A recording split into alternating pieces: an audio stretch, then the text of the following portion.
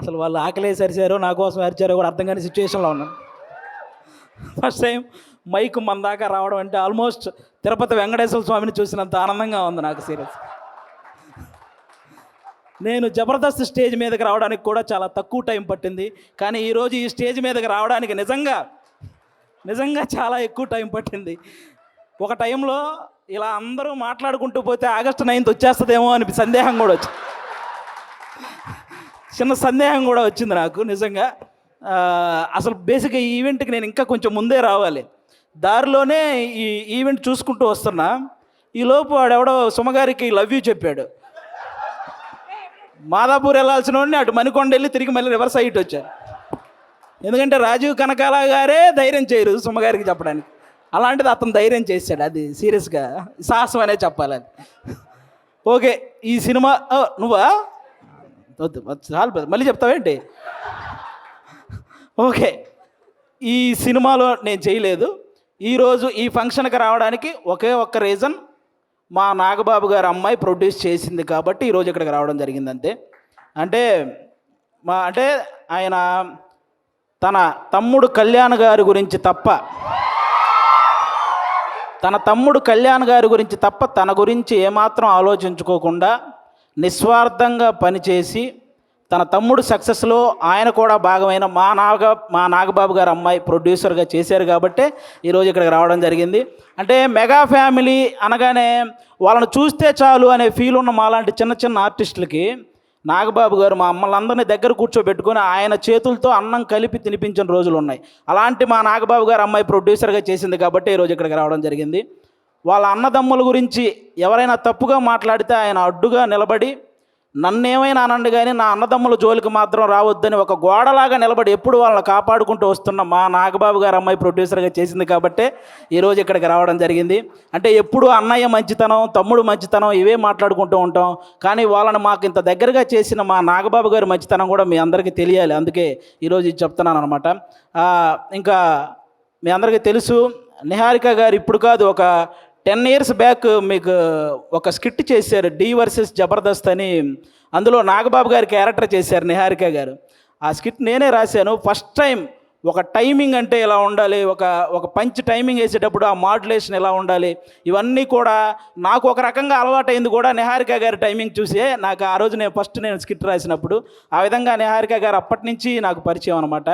అంటే నిహారిక గారు వాళ్ళ పెదనాన్నగారి లాగే కొత్త టాలెంట్ని ఎంకరేజ్ చేసే గుణం ఉంది, వాళ్ళ బాబాయ్ గారి లాగే అనుకున్నది సాధించే గుణం ఉంది, అలాగే వాళ్ళ నాన్నగారిలాగే ఎంత కష్టం వచ్చినా సరే నవ్వుతూ ముందుకెళ్ళే గుణం ఉంది. ఈ 3 కలిపి ఉంది కాబట్టి ఈరోజు ఇలాంటి సినిమా తీయగలిగింది. అంటే ఇంకో విషయం, వాళ్ళ బాబాయ్ గారిలాగే ట్రెండ్ ఫాలో అయ్యే టైప్ కాదు, ట్రెండ్ సెట్ చేసే టైప్. అందుకే 11 మంది హీరోలను పెట్టి ఒక సినిమా అంటే ఖచ్చితంగా ట్రెండ్ సెట్ చేసినట్టే, అవునా? 11 మంది హీరోలు అంటే ఇప్పుడు రీసెంట్గా మన 11 మంది క్రికెటర్లు మన దేశానికి వరల్డ్ కప్ తెచ్చినట్టు ఈ 11 మంది హీరోలు మా నిహారిక గారికి మంచి విజయాన్ని అందించాలని మనస్ఫూర్తిగా కోరుకుంటున్నాను. మనకు 11 అంటే చాలా గుర్తొస్తాయి, కానీ ఈ సినిమా తర్వాత 11 అంటే ఈ 11 మందే గుర్తొస్తారు.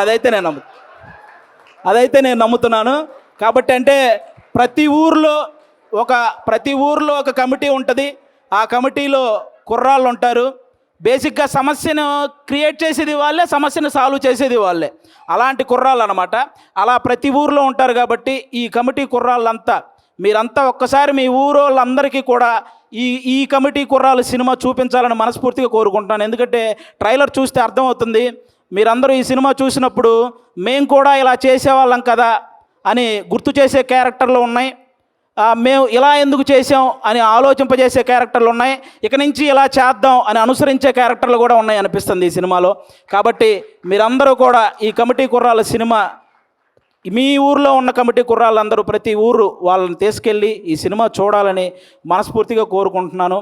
అలాగే ఈరోజు ఇక్కడికి ఈ సినిమాని ఆశీర్వదించడానికి వచ్చిన మన ముగ్గురు గెస్ట్ల హీరోలు, అంటే వాళ్ళు కథ నేను సెలెక్ట్ చేసుకోవటం కాదు, కథ నన్ను సెలెక్ట్ చేసుకోవాలి అని ఫీల్ అయ్యే 3 గెస్టులు ఇక్కడ ఉన్నారు మనకి. వాళ్ళ 3 వైవిధ్యమైన సినిమాలు చేస్తూ వస్తున్నారు. ఇక్కడ అడవిశేష్ గారు అయితే మామూలుగా ఎవరైనా సీట్లో కూర్చొని చూసే సినిమాలు ఈయన సీట్ ఎడ్జ్లో కూర్చొని చూసే సినిమాలు చేస్తుంటాడు. అంటే మొత్తం అన్ని ట్విస్టులు ఉంటాయి ఆయన ఏ సినిమా చేసినా. ఆయన ఇండస్ట్రీకి వచ్చినప్పుడు కొత్తలో ఆయన నేర్చుకుంది ఏంటంటే నా బాడీ లాంగ్వేజ్ ఎలాంటి సినిమాలు చేయకూడదో తెలుసుకున్నాడు ఫస్ట్ ఆయన. ఆ తర్వాత ఆయన చేసిన సినిమాలన్నీ ఎలాంటి ట్రెండ్ సృష్టించాయో మీ అందరికీ తెలుసు. అక్షానం కానీ, గూఢాచారి, ఎవరు, మేజర్, ఇలా చెప్పుకుంటూ పోతే అన్ని అంటే ఆయన సినిమాలకు ఒక సపరేట్ ఫ్యాన్ బేస్ ఉంది. ఇంకా మా సాయి ధర్మ తేజ్ గారు మామూలుగా ఎవరైనా పేరులో ఇంటి పేరు పెట్టుకుంటారు, కొంతమంది క్యాస్ట్ పేరు పెట్టుకుంటారు, కొంతమంది నాన్నగారి పేరు పెట్టుకుంటారు. కానీ ఫస్ట్ టైం పేరులో అమ్మగారి పేరు పెట్టుకొని ప్రతి ఒక్కరూ వాళ్ళ అమ్మని అంతలా గౌరవించాలి అని మనందరికీ ఒక సంకేతాన్ని ఇచ్చినటువంటి హీరో మన సాయి ధర్మ తేజ్ గారు. అంతేకాదు రీసెంట్గా ఒక ఓల్డ్ ఆర్టిస్ట్ మన పావలా శ్యామల గారు ఇబ్బందుల్లో ఉంటే ఆవిడకి 5 లక్షల సహాయం చేశారు మన సాయి ధర్మ తేజ్ గారు. అంటే సంపాదించే శక్తి దేవుడు అందరికీ ఇస్తాడు, కానీ సహాయం చేసే మనసు కొంతమందికే ఇస్తాడు. అందులో మన సాయి ధర్మ తేజ్ గారు కూడా ఉండడం నిజంగా మనందరి అదృష్టం. అంతేకాకుండా రీసెంట్గానే అంటే తండ్రికి కూతురికి కూడా తప్పుడు సంకేతాలు చూపిస్తూ చేసిన ఒక వీడియో మీద మొట్టమొదట స్పందించిన హీరో మన సాయి ధర్మ తేజ్. ఈరోజు సోషల్ మీడియాలో ఈ అమ్మల్ని తిట్టేవాళ్ళు, అక్కల్ని తిట్టేవాళ్ళు తగ్గుతూ వస్తున్నారంటే దానికి రీజన్ మన సాయి ధర్మ తేజ్ గారు తీసుకున్న ఆ రోజు డెసిషన్ అనమాట. అలా ఆ సాయి ధర్మ తేజ్ గారు కానీ ఇంకా మా వరుణ్ తేజ్ గారు, మా నాగబాబు గారు అబ్బాయి. అంటే నేను తొలి ప్రేమ సినిమా ఫస్ట్ నాకు తొలి ప్రేమ సినిమా ద్వారానే సినిమాల్లో ఒక సక్సెస్ వచ్చింది. అది తీసిన డైరెక్టర్ కూడా ఇక్కడే ఉన్నారు, వెంకీ అట్లూరి గారు.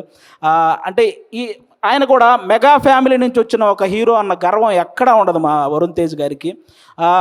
చిరంజీవి గారు లాగే వైవిధ్యమైన కథలను ఎంచుకుంటూ వెళ్తుంటారు. అంటే అప్పట్లో చిరంజీవి గారు రుద్రవీణ చేశారు, గ్యాంగ్ లీడర్ లాంటి సినిమా చేశారు, అలాగే చంటబ్బాయి లాంటి కామెడీ సినిమా చేశారు, ఆపద్ బాంధవ్ లాంటి ఒక ప్రయోగమైన సినిమా చేశారు.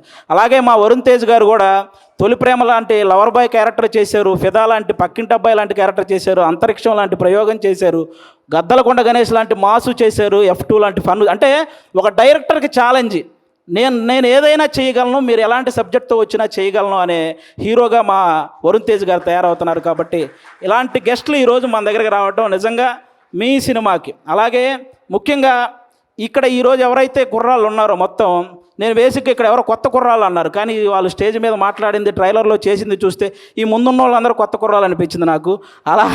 అలా మాట్లాడుతున్నారనమాట. కానీ అస్సలు సినిమా ఎక్స్పీరియన్స్ లేని ఈ టాలెంటెడ్ కుర్రాళ్ళకి సినిమా మాత్రమే ఎక్స్పీరియన్స్ ఉన్న సాయి కుమార్ గారితో కలిసి చేయటం మీ అందరూ అదృష్టం నిజంగా.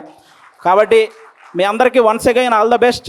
ఆగస్ట్ 9 తర్వాత ఖచ్చితంగా ఈ సినిమాకి సక్సెస్ మీట్ ఉంటుందని నేను మనస్ఫూర్తిగా కోరుకుంటున్నాను. వన్స్ అగైన్ నిహారిక గారికి కూడా ఆల్ ద బెస్ట్ అండి. థ్యాంక్